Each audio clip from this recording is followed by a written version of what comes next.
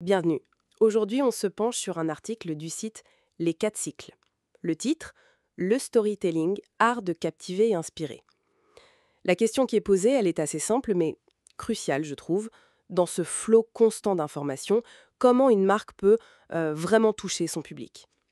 Alors, la source suggère que la clé, c'est l'art ancestral de raconter des histoires. Un moyen de tisser des liens profonds. Ça intrigue, non? Absolument. Et l'article, il décortique bien ce mécanisme du storytelling. L'idée centrale, en fait, c'est d'utiliser l'émotion pour sortir de l'indifférence générale, quoi. Ensuite, il s'agit de bâtir ce qu'ils appellent un univers de marque, quelque chose qui va bien au-delà du produit lui-même, qui inspire. On verra aussi comment adapter ces histoires sur différentes plateformes et puis surtout, quels sont les ingrédients essentiels pour qu'un récit marque vraiment les esprits. C'est présenté comme une approche fondamentale, presque intemporelle. Première idée, briser les chaînes de l'indifférence.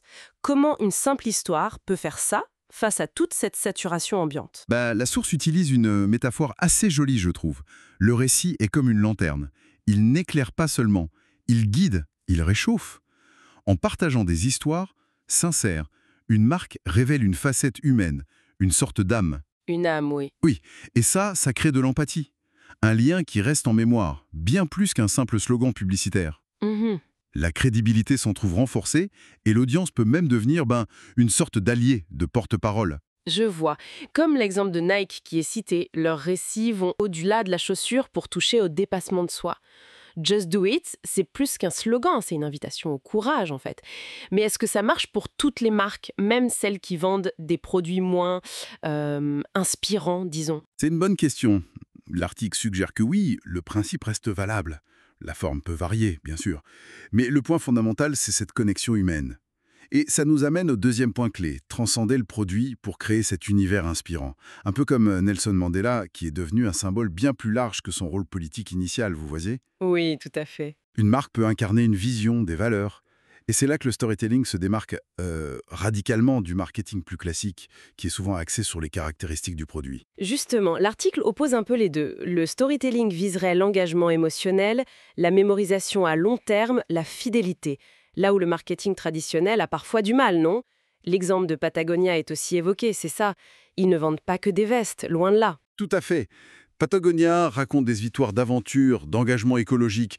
Il ne rassemble pas juste des clients, non.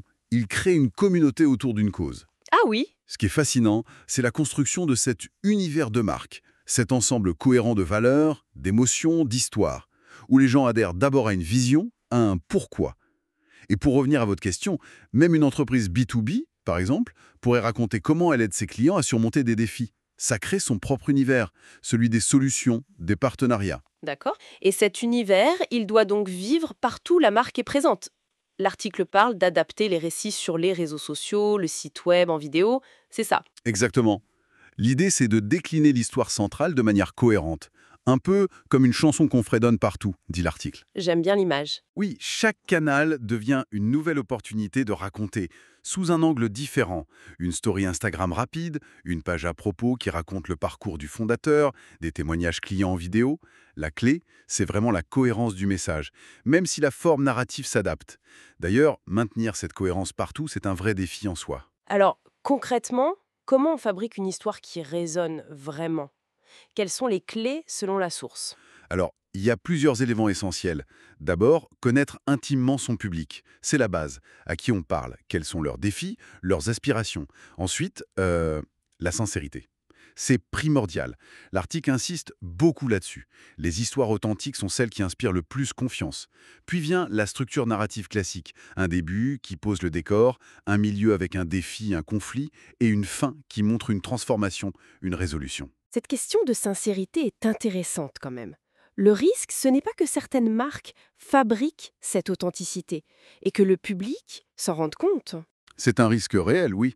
L'article ne l'aborde pas de front, mais il souligne que la cohérence entre le récit et les actions réelles de la marque est cruciale. Bien sûr. Une histoire sonnera fausse si elle n'est pas alignée avec les valeurs, avec les actes. D'où l'importance d'intégrer des récits personnels, des histoires de fondateurs ou des témoignages de clients. Ces histoires vécues ont un poids d'authenticité bien difficile à imiter. C'est vrai. Et enfin, bien sûr, il faut de l'émotion. Inspirer, émouvoir, peut-être surprendre. Et s'assurer que tout ça est en phase avec l'identité profonde de la marque. Bon, si on résume, d'après cet article, le storytelling, ce n'est pas juste une technique marketing de plus. C'est une manière de redonner du sens, de construire des ponts émotionnels qui durent, d'inspirer. Ça permettrait à une marque de dépasser la simple transaction pour créer quelque chose de plus mémorable, un véritable univers. C'est exactement ça. Ça montre que, même à notre époque numérique, raconter des histoires reste un levier de communication profondément humain. Et puissant. Au-delà des techniques, tout repose sur l'authenticité et la capacité à créer une vraie connexion. Et ça nous laisse avec une réflexion importante, je pense, pour quiconque communique. Quelle histoire unique, quelle histoire sincère pourrait-on raconter pour véritablement faire décoller une marque, un projet, ou même simplement une idée, et lui donner une résonance particulière?